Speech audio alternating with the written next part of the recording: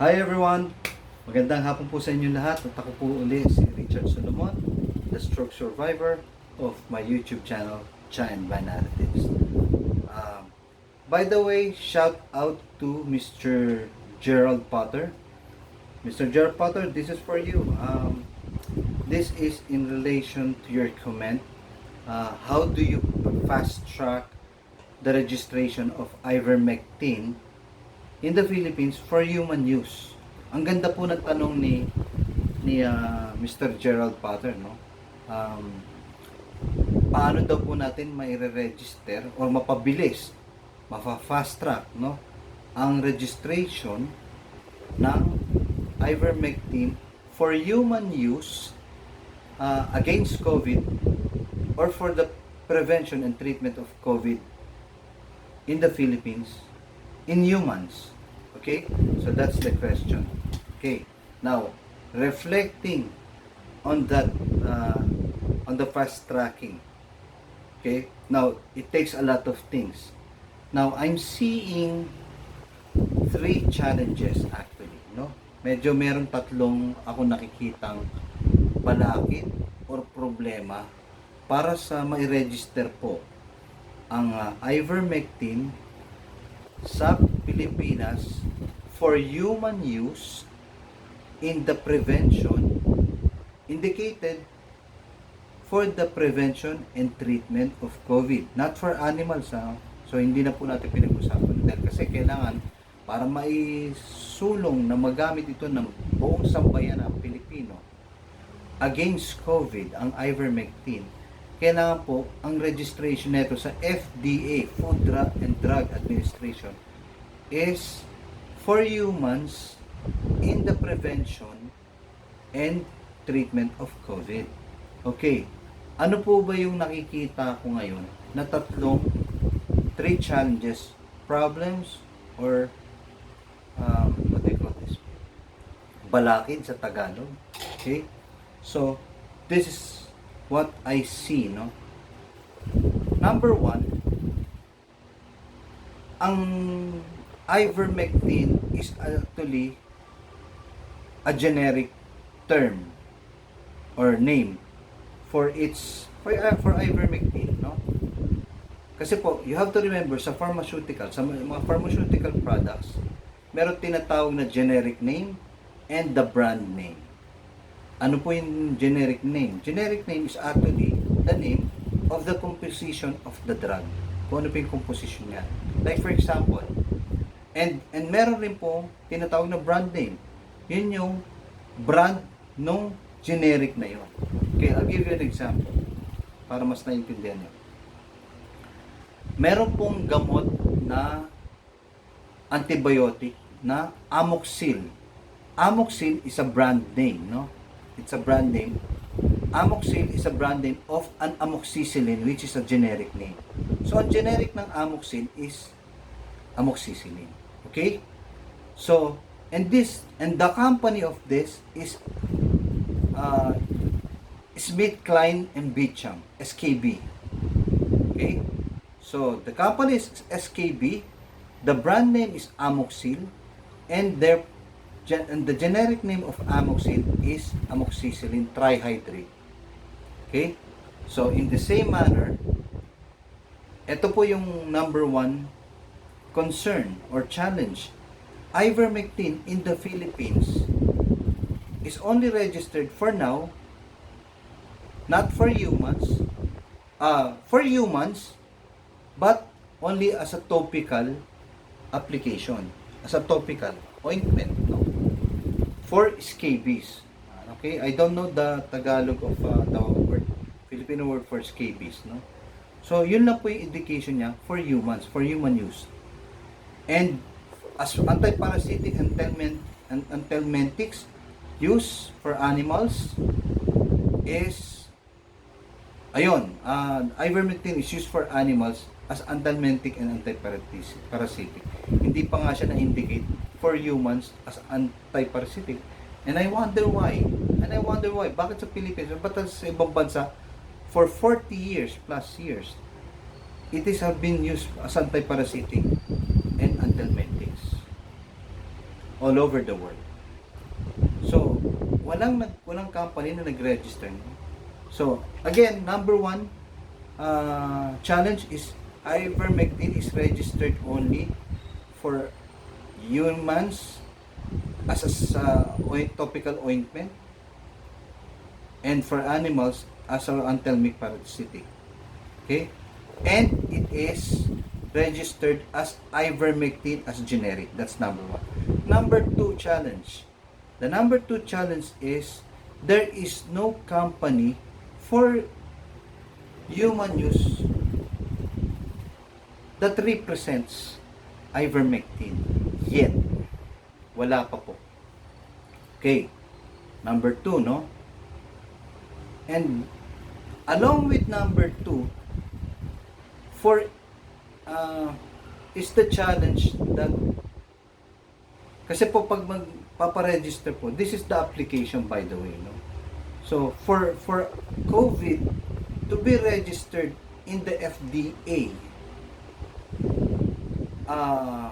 for humans, that company, which whatever company that is, that he wants their brand of ivermectin for humans for COVID treatment and prevention, they have to come up together with their application and for registration.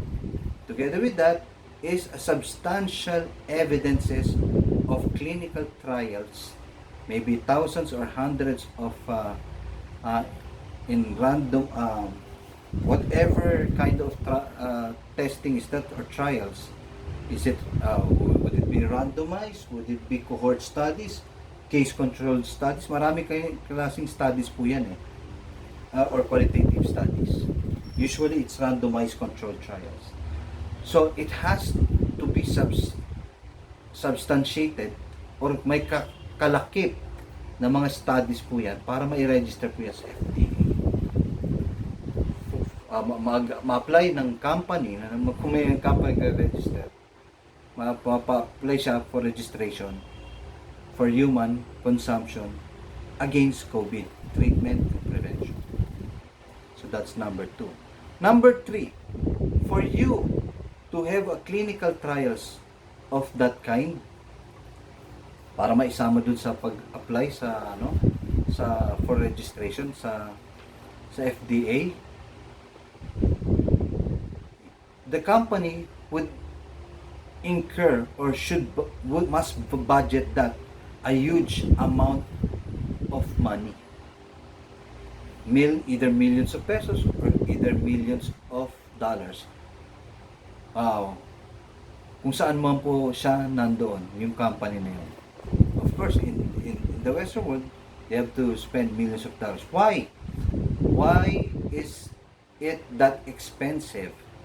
Because for a clinical trials to be conducted, that company, pharmaceutical company, should negotiate or they have to ask a certain group of doctors whether they also are in a hospital. So they would negotiate with a hospital, a selected hospital of their own, with the group of doctors, for them to conduct that studies. And of course, you would be paying each doctor their, of course, professional fee in doing the studies. If they would so agree with that pharmaceutical company, so that they would be paying the hospital, they would be paying the doctors likewise. So it will incur them a huge amount of money from the start up to the finish or conclusion of that clinical trials. And when it's done, this will be given to the pharmaceutical company, and those results and clinical trials, the studies or clinical abstracts, will be then submitted by the pharmaceutical company together with their application for registration of their brand of ivermectin for product registration and approval. Nakuha niyo po, no? So ganun po 'yun. Hindi po madali ang FDA product registration and approval for it to be registered for human use, indicated against COVID for the prevention and treatment of COVID. Okay? So mabigat po itong tatlong to. Generic, Ivermectin is yet generic. Number 2, there's no company yet that represents it and have it registered yet for humans and against COVID, for the prevention and treatment of COVID. And number 3, it would incur a huge amount of money. Now, so, yung tatlo lang, medyo mabigat na. For Ivermectin to be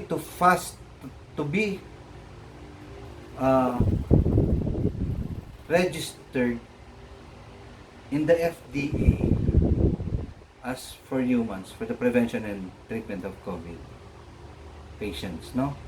Yung tatlo pa lang po mabigat na eh. More so, how to fast track it or yung mabilisan para magamit na, because people are dying. Yun po lahat ng concern natin, at yan rin ang gusto ko sana mangyari sa Ivermectin sa Pilipinas. Finally matanggap siya. But yung ngayon nakikita kong tatlong problema, balakid and challenges. Those are the 3.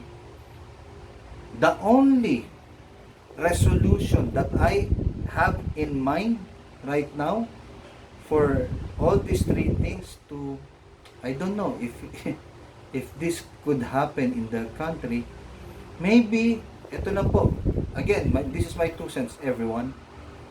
The only thing that Ivermectin would be fast track, I guess, that it would be registered with the FDA, substantiated with either I don't know if they would accept outside clinical trials or clinical abstracts from other countries, is if there would be an intervention of the president of our country, President Rodrigo Duterte.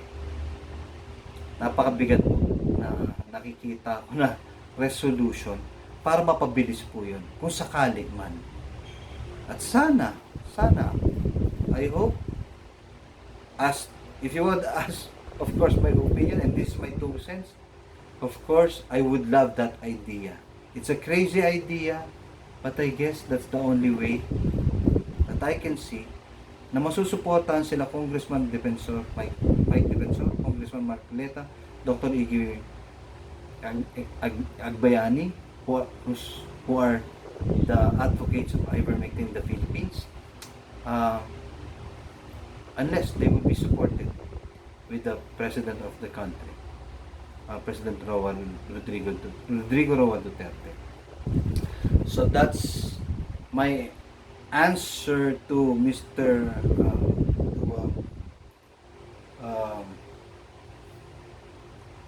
The person who commented with my